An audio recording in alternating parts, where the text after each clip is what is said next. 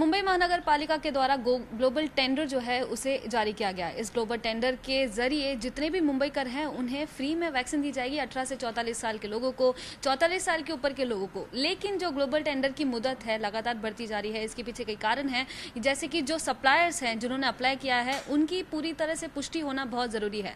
इसी के चलते अभी मेरे साथ मुंबई की मेयर किशोरी पेडनेकर जी हैं। मैम, मैं आपसे जानना चाहूंगी कि ये जो ग्लोबल टेंडर है, जैसे कि उसकी मुदत बढ़ती जा रही है और कई सारे ऐसे विपक्ष के लोग हैं वो आरोप लगा रहे हैं कि ग्लोबल टेंडर जो है वो कहीं ना कहीं फीका पड़ सकता है और मुंबई को जो वैक्सीन है वो सप्लाई नहीं होगी, तो इस पे आपका क्या कहना है? जो आरोप कर रहे हैं उनको आनंद हो रहा है क्या कि ग्लोबल टेंडर फुसकाबार हो? मुझे लगता है ग्लोबल टेंडर को मदद करो। आप जो आरोप करने वाले हैं वो केंद्र में बैठे हुए हैं, तो केंद्र से विनती करके मुंबई के लिए, महाराष्ट्र के लिए आप काम करो। आप महाराष्ट्र में रहते, आप मुंबई में रहते, तो जो मुंबई का ग्लोबल टेंडर है वो होना ही नहीं चाहिए करके जो उनको आनंद मिल रहा है, मुझे लगता है ये गलत है। क्योंकि ग्लोबल टेंडर क्यों किया? क्योंकि 18 उम्र के 44 उम्र तक की जो 1 मई से चालू किया, वो तो हमारे माननीय पंतप्रधान सम्मानीय मोदी सर उनका कहना था, तो हमने वो भी चालू किया। वो चालू होने के बाद 45 से 60 के ऊपर ऐसे चालू किया। तो वैक्सीन मिलना जरूरी है, क्योंकि चालू करना इजी है, लेकिन वो चालू रखने के लिए जो वैक्सीन चाहिए वो बहुत ही कम मिल रही है। और हर टाइम विरोधी पक्ष बोल रहता है केंद्र के ऊपर आप क्यों निर्भय रहते, उनके ऊपर क्यों निर्भय रहते, आप खुद क्यों नहीं करते?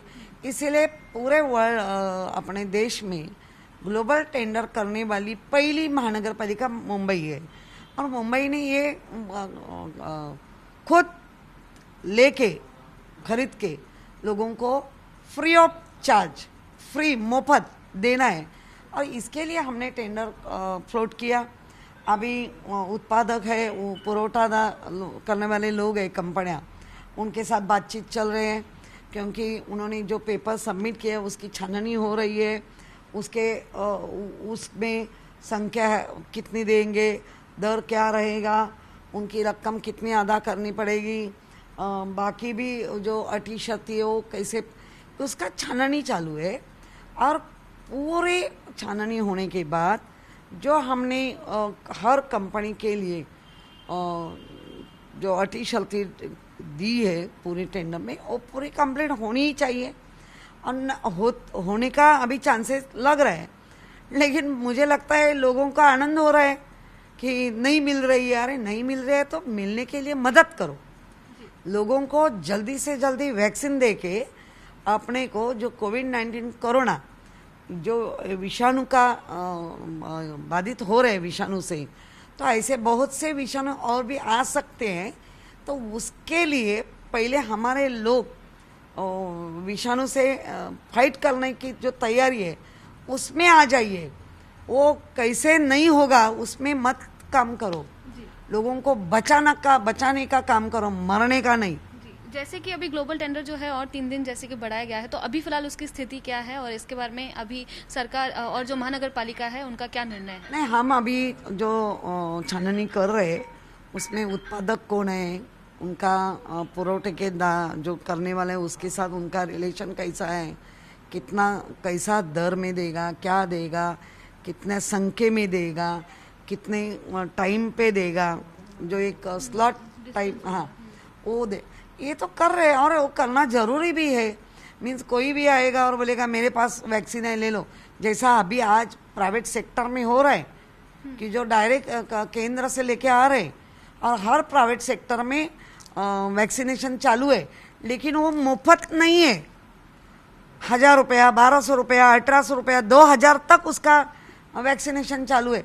तो उसका भी जिम्मेदार राज्य सरकार होगा, उसका भी जिम्मेदार महानगर। वो कैसा, हमें बताओ, हमें दे दो, हम खरीदेंगे, हम उनका पैसा देंगे, महानगर पालिका या राज्य सरकार, और लोगों का हम फ्री कर देंगे। हमें लोगों के साथ से पैसा नहीं चाहिए। लेकिन आप जो केंद्र से हो रहे हैं डायरेक्ट प्राइवेट सेक्टर में, वैक्सीन दी जा रही है और वो प्रोग्राम भी बना रहे और लोगों को लग रहा है अरे उधर तो मिल रहा है, हमें क्यों नहीं मिल रहा है। तो हम पैसा, आप पैसा दे दो हम वैक्सीन देंगे, ऐसा हमारा प्रोग्राम है ही नहीं महानगर पालिका का। हमारा प्रोग्राम ये है वैक्सीन हम खरीदेंगे, महानगर पालिका लेगी खरीद के और लोगों को फ्री देगी, ये हमारा एजेंडा है। लेकिन उसको ब्रेक करने के लिए तुले हुए हैं सब लोग। जी, जैसे कि मुंबई महानगर पालिका के जो चुनाव हैं वो नज़दीक आ रहे हैं, लेकिन चुनाव के पहले बात निकल रही है वार्ड पुनर्गठन की, और इसके चलते जो विपक्ष के लोग हैं उनका ये भी मानना है कि पिछले चुनाव के चलते भाजपा ने इसका फायदा उठाया था और अब भी इस पुनर्गठन की बात निकल रही है। तो इस पर शिवसेना का क्या मत है और महानगर पालिका का क्या मत? नहीं, मुझे लगता है भाजपा को कितना फायदा हुआ है वो तो हम देख ही रहे, और फायदा तोटे की बात नहीं रहती इलेक्शन में, जितना जरूरी रहता है। और जो लोगों के लिए तकलीफ होती है, जो वार्ड की रचना अलग अलग ढंग से होती है, तो मतदार को इजीली फ्रीली कैसा हो जाएगा, इसके लिए निवडणूक आयोग कुछ कर रहे हैं। तो मुझे लगा इसमें कुछ तकरार करने वाली बात है ही नहीं। और निवडणूक का जो कामकाज चलता है तो उनका तो अभी से नहीं, पहले से 6 महीने पहले से ही चालू है और वो करना पूरा करके रखते भी है। और कोरोना का संकट नहीं है तो होना ही जरूरी है, लेकिन कोरोना का संकट गड़द होता है अक्टूबर नवंबर दिसंबर में, तो हम शायद निवडणूक आगे भी जा सकती है। लेकिन हमने देखा है पश्चिम बंगाल में, आसाम में जो इलेक्शन हुई उसके बाद पूरे राज्य में, हर एक राज्य में, हर एक अपने पूरे देश के राज्य में रुग्ण की संख्या बढ़ी। और हमने उत्तर प्रदेश में देखा है कि मृत्यु हुआ, लेकिन उनके लिए अग्नि देने के लिए भी जगह नहीं थी, तो गंगा नदी में लाशें फेंके गए। और ये हमने आपके मीडिया के माध्यम से, सोशल मीडिया से माध्यम से देखा है। ऐसा नहीं है कोई कहावत है, आंखों देखा जो आता है वही है। तो मुझे लगता है ये पूरा महाराष्ट्र में ऐसा नहीं होना चाहिए, क्योंकि आने वाला 22 ये अपना जो साल है वो 10 महानगर पालिका पूरे अपने महाराष्ट्र में उनकी इलेक्शन है। तो कोविड-19 कोरोना का संकट कम है, बिल्कुल रिलैक्स है, तो ही निवडणूक लेना जरूरी है, इलेक्शन होना जरूरी है। लेकिन इस कोरोना का संकट गड़द हो रहा है, तीसरी लहर आने वाली है, उसके बारे में जो लोग हैं वो कहते हैं पूरी, तो समय ही बताएगा निवडणूक होगी कि नहीं होगी। जैसे कि यहाँ पे मेयर जी का कहना है कि जो चुनाव है वो तभी डिसाइड किए जाएंगे जब कोरोना का जो कहर है मुंबई में उतनी तेजी से रहेगा, तभी डिसाइड किया जाएगा। अगर उसका जो गति है बहुत कम होगा, लोग जो है बहुत ही कम प्रभावित होंगे, तभी जाकर चुनाव के बारे में सोचा जाएगा। बात रही ग्लोबल टेंडर की, तो ये कहा जा रहा है कि जो महानगर पालिका है पूरी कोशिश करी है पुष्टि करने की, उसके बाद ही डिसाइड किया जाएगा कि किस ग्लोबल टेंडर के चलते किन लोगों के साथ ये वैक्सीन का ये जो सौदा है उसे आगे बढ़ाया जाए और लोगों तक वैक्सीन पहुंचाई जाए। कैमरा पर्सन अजय कुमार के साथ मैं Lata Sharma, ABP news Mumbai. ABP news आपको रखे आगे।